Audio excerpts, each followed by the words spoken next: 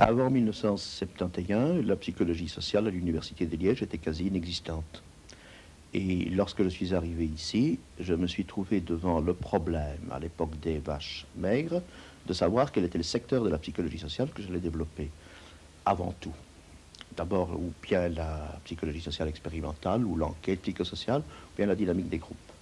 Et comme j'avais été formé au centre de dynamique des groupes de l'Université du Michigan par les disciples directs de Kurt Lewin, donc les premiers dynamiciens des groupes, ceux qui avaient mis au point d'ailleurs l'institution de Bethel, j'ai développé ce secteur-là, parce que ce secteur-là répondait aussi à toute une attente dans la région. Et depuis 1972, nous avons créé le Centre dynamique des groupes et d'analyse institutionnelle qui a organisé des centaines de sessions ouvertes à toute personne intéressée, quel que soit son niveau d'études ou de formation.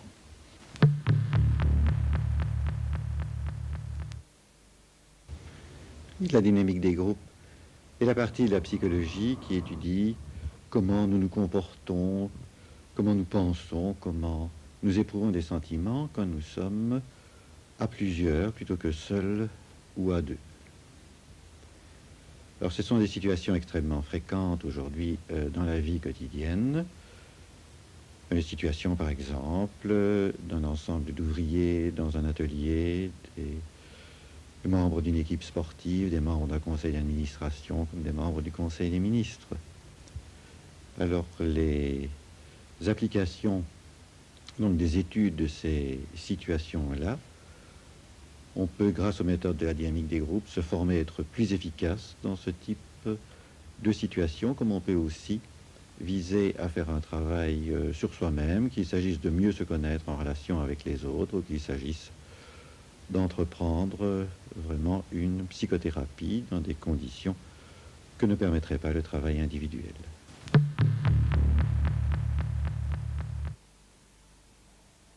Et c'est au départ, à partir des activités pratiques de groupe que nous organisions pour les adultes, que les étudiants ont été formés. Dans un premier temps, ce sont les sessions qu'on organisait, sessions théoriques, sessions techniques, négociations, développement personnel, expression, créativité et autres, que les étudiants qui voulaient spécialiser en psychologie sociale observaient. Puis peu à peu, au sein de l'Institut de psychologie des sciences d'éducation, on a développé tout un secteur de pratique de groupe, ce qui fait qu'actuellement, il y a bien deux secteurs pratiques très nettement distincts.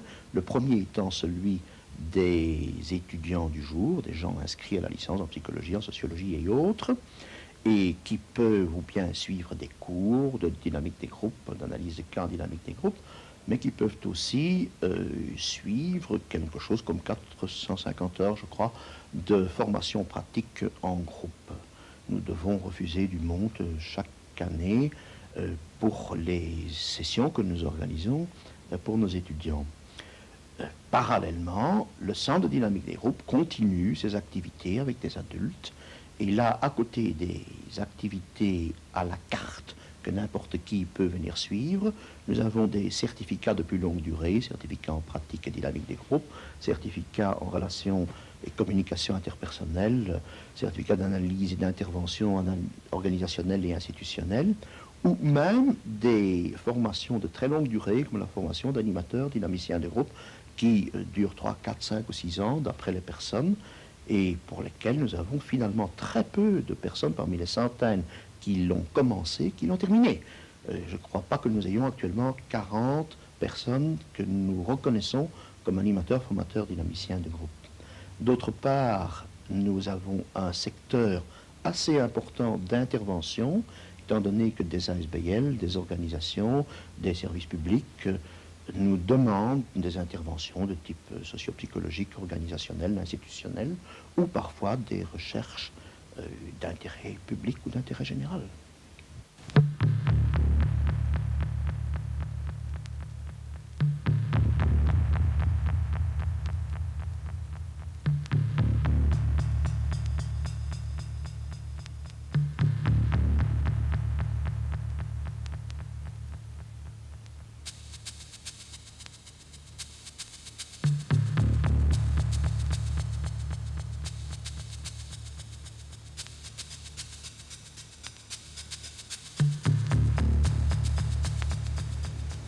Le motif pour l'employé est que cela permet à la personne ou au groupe enregistré de se revoir eux-mêmes sur l'écran et par conséquent de ne pas dépendre uniquement des impressions d'observateurs extérieurs, par exemple.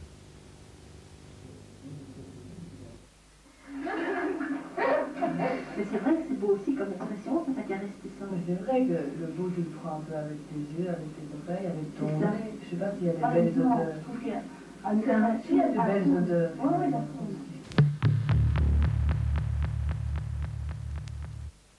La conception que j'ai du travail d'animateur de groupe, de formateur de groupe, est de permettre aux participants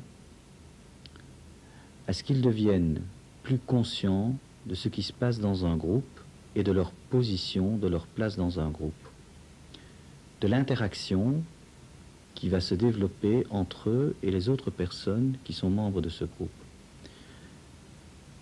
Pour cela, je crois qu'il est important que l'animateur facilite par des dispositifs, qu'ils soient des exercices, des mises en situation, des jeux de rôle, enfin les dispositifs sont multiples et variés, la mise en situation des personnes afin qu'ils puissent explorer, expérimenter, vivre cette situation.